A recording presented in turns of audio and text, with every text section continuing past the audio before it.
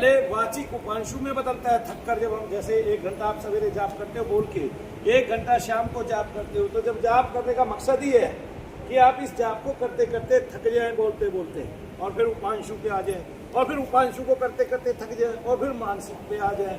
और आप जब ये जाप करते हैं तो अभी तो आपके सामने लोग बैठे हैं, तो आप इसमें से भी देखेंगे कि आप जाप भी कर रहे हैं, जोर जोर से बोल रहे हैं, फिर भी मन में कोई ना कोई विचार आता है, और फिर आप अपने आप को चेत के फिर दोबारा साथ में सारे के सारे लग जाते हैं। तो इसलिए मानसिक जप से श्रेष्ठ तो कुछ था ही नहीं, है ही नहीं, होगा भी नहीं। तो कबीर दास जी की जिसने वाणी समझ ली, समर्थ हो गया वो उसी टाइम उसी शब्द। इसलिए मैं कबीर दास जी को ऐसा मानव मानता हूँ, ऐसा मुनि, ऐसा ऋषि, ऐसा महात्मा मानता हूँ कि जिसने इशारों इशारों में सारे राज खोल दिए, और जिसने बता दिया कि इस संसार में अगर गुरु ना भी हो तो भी कुछ दुर्लभ नहीं है, आप ईश्वर को पा सकते हैं, क्योंकि आत्मा स्वयं आपका गुरु है। और अगर आप अच्छा कर्म करने चलते हैं तो वो प्रसन्न होती है, बुरा कर्म करते हैं तो वह प्रसन्न होती है।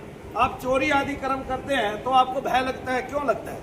क्यों? क्योंकि आप चोरी आदि दान करते हुए कभी किसी को भय लगता है? उल्टा वो प्रसन्न होता है, उसके बार बार रोग खुल जाते हैं, और ईश्वरीय शक्ति ऊर्जा का, विराट ऊर्जा का उसको क्या कहते हैं, उसको महसूस होने लगता है। तो फिर तो दोनों में कितना अंतर आया, एक चोरी करने में और एक दान करने में, है ना?